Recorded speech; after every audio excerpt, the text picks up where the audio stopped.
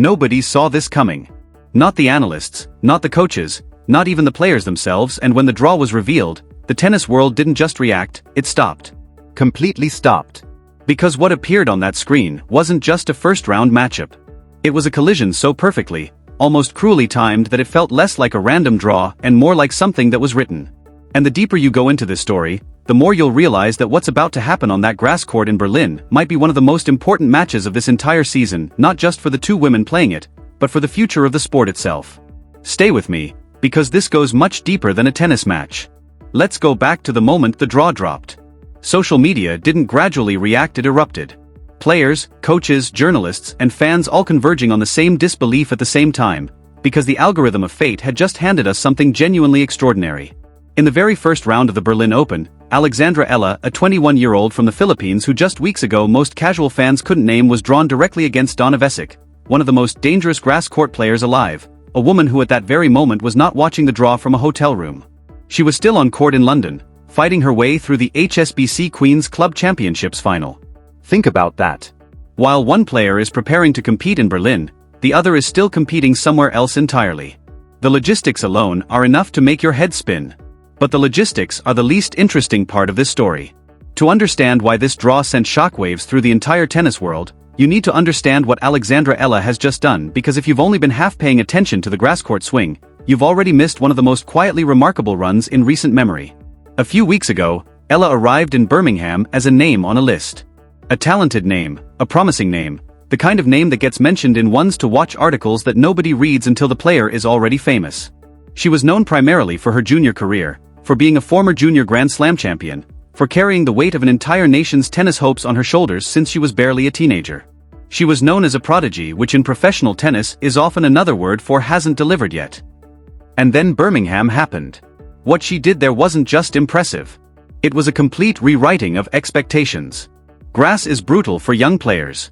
The surface punishes hesitation, exposes poor footwork, magnifies every technical flaw. Most players spend years gradually learning how to move on it, how to shorten the swing, how to stay low through the contact point. Eala skipped the learning curve entirely. She didn't just adapt to grass in Birmingham, she weaponized it. Her left-handed serve, which on hard courts and clay is already a serious weapon, becomes something close to unplayable on grass. The natural slide away from a right-handed opponent's backhand on the ad side, combined with the low skidding bounce of the surface, creates an angle so severe it can pull a player completely off the court. She used it like a surgeon uses a scalpel, with precision, with purpose, and with results. She won that title. Her first WTA title on grass. Her second WTA title overall. And then, instead of celebrating and resting, she walked straight into the HSBC Open at Queen's Club, one of the most prestigious grass court events in the world, and kept going. She took out Zhang Shuai in the first round without drama. She extended her grass court winning streak to 6 consecutive matches. 6. On a surface she supposedly hadn't mastered yet. It took Iva Jovic, her close friend, her doubles partner, someone who knows her game better than almost anyone, to finally stop her, and even then, the manner of the loss told you more about Ella's level than the scoreline suggested. She competed. She belonged. She walked off that court not humiliated but validated, having proven something to herself and to the rest of the tour that cannot be unproven. She is ready. Now hold that thought, and come with me to London. Because while Eala was making her quietly seismic statement at Queen's Club, something else was happening across the draw. Something that was building its own kind of electricity. Donna Vekic was catching fire. Vekic has been on tour for over a decade. She has always had the tools: the flat, skidding ground strokes that stay wickedly low on grass, the high-kicking first serve that generates angles most players can only dream of, the aggressive court positioning that says, before a single ball is struck, that she intends to take this point early and take it on her terms. But knowing someone has the tools and watching those tools all work simultaneously, at peak efficiency, in a high-pressure environment, those are two completely different experiences. At the HSBC Open, Vekic has been the latter. She has been moving through that draw with a kind of controlled ferocity that makes experienced tennis watchers lean forward. Her first serve percentage has been elite. Her return game has been ruthless. She steps inside the baseline on second serves like she's been waiting her whole life for this moment, and she punishes anything that drops short with a forehand that barely clears the net before exploding through the court at an angle that makes recovery nearly impossible. She has reached the final. She is playing Emma Raducanu for the title of Queen's Club champion. And then the moment that changes everything, the draw comes out for Berlin. And there it is. Her name. Alexandra Eala's name. First round.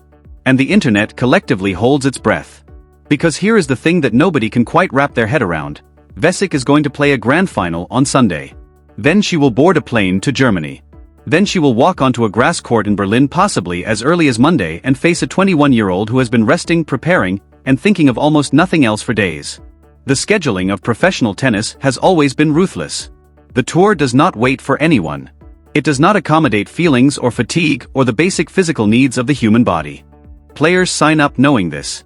But even within the usual brutality of the calendar, this particular sequence of events stands apart as something almost uniquely cruel. Consider what Vekic's body and mind will have absorbed by the time she walks onto that Berlin court. A full week of high-intensity matches at Queen's Club, each one demanding maximum physical output, maximum emotional investment. The pressure of a final, not just the physical act of playing it, but the psychological weight of arriving there, the adrenaline surge that is almost impossible to replicate and almost equally impossible to come down from quickly. Win or lose, the emotional aftermath of a major final is one of the heaviest states a professional athlete navigates. Champions have spoken about the strange emptiness that follows even a title victory, the body still vibrating with cortisol and adrenaline, while the mind tries desperately to locate a new target, a new purpose, a new reason to fight. Runners-up carry something heavier. And Vekic will have to translate either of those emotional states into the focus required for a first-round match against someone who is hungry, rested, and acutely aware of exactly how to exploit everything that comes with being in Vekic's position. Here is where the story gets genuinely fascinating, because this is not a simple David versus Goliath narrative. This is not the young underdog against the seasoned veteran. That story has been told 10,000 times, and it is far too clean for what is actually happening here. The truth is messier and more interesting. Vekic is not the villain, and Eala is not the innocent. They are two elite athletes caught in circumstances that neither chose, about to reveal something true about themselves in the most unforgiving arena imaginable. And what makes this specific matchup so intellectually compelling, beyond the drama of the circumstances, is how their games interact. Because stylistically, these two women represent almost opposite philosophies of how tennis should be played. Vekic believes in reduction. She wants to shorten the point, eliminate the variables, impose her solution before the opponent can begin constructing theirs. Big serve, immediate pressure, paint the line, collect the point. Minimize the number of decisions. Maximize the efficiency of each one. On a good day, at full energy, against a player who gives her even slightly imperfect responses, she is nearly unplayable. Eala believes in extension. She wants to lengthen the point, multiply the variables, introduce chaos into her opponent's plan and then navigate that chaos with superior movement and court intelligence. She uses her left-handed spin to pull players out of their comfort zones, loop the ball deep and high to reset unfavorable exchanges, and then when the moment is right flatten everything out and strike. She is most dangerous when her opponent is most tired. Think about what that means in the context of this matchup. Vekic needs this to be a short match. Every extra rally, every extra game, every extra set is not just more tennis, it is more drain on reserves that have already been heavily taxed. She needs to walk out and immediately assert her game, establish her terms, refuse to let Eala set a pace. If she does that, if she serves at 80% and takes the ball early and keeps the points under 4 shots, the fatigue becomes almost irrelevant because the match is over before it can become a factor. But if Eala gets her racket on the ball, if she stays deep, keeps the ball in play, forces Vekic to change direction one more time than she planned, the dynamic shifts. And the longer Eala keeps that dynamic shifted, the more the math of the situation works in her favor. Every point that goes past 6, 7, 8 shots is a point where Vekic's legs are carrying the full weight of the week behind her. Every point Eala wins drags the match into territory that Vekic's body is telling her to avoid. And Eala knows this. Make no mistake about that. She and her coaching team have had days to sit in a quiet room and think about exactly this scenario. They've studied the serve patterns, the return tendencies, the moments in Vekic's previous matches where fatigue has historically shown itself because it always shows itself somewhere. A half step slower to the wide forehand. A first serve percentage that dips in the third game of the second set. A tendency to go for too much too early when she can feel herself slowing down, resulting in unforced errors at the worst possible moments. Eala's job is to survive the opening storm. Because there will be a storm. Vekic is not going to arrive in Berlin flat. Champions don't allow themselves to be flat. She will find some version of the intensity that carried her through Queen's Club and she will bring it to that first game, that first service hold, and she will try to establish immediately that whatever anyone thinks about her schedule, whatever anyone thinks about her tired legs, she is still Donna Vekic and she hits the ball harder than almost anyone on tour, and she intends to prove that before Eala has had a chance to settle. The first set will likely tell us everything we need to know. If Vekic wins it cleanly 6-3, 6-4, the kind of score that reflects genuine dominance rather than just survival, the fatigue narrative dissolves and we are watching a completely different match from that point forward. But if Eala takes the first set, or even extends the first set into a tiebreak, something changes in that arena. You can feel it in crowds. Even watching from home, the moment a supposedly certain outcome begins to appear uncertain, the atmosphere shifts. And for Vekic, that shift is the most dangerous thing of all. A tired player fighting from ahead is manageable. A tired player fighting from behind, in a first-round match in a new city, against a 21-year-old who is starting to believe she might actually do this, that is where seasons fracture. That is where the road to Wimbledon either opens wide or narrows to a single thread. And Wimbledon is the destination that neither of these women can pretend is not the real point of all of this. Berlin is a WTA 500. It matters.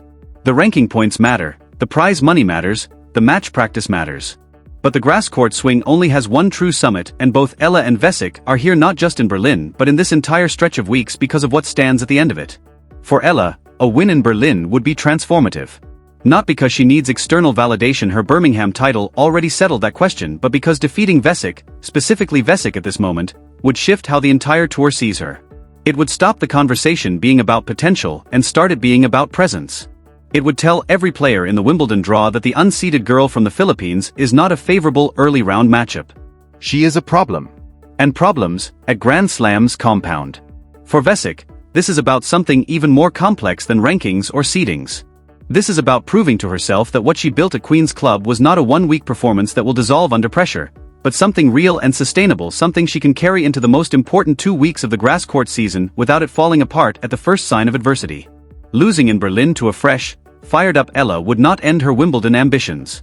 But it would introduce a doubt. And doubts, at the level these women operate, are never really small. They find the cracks. They expand.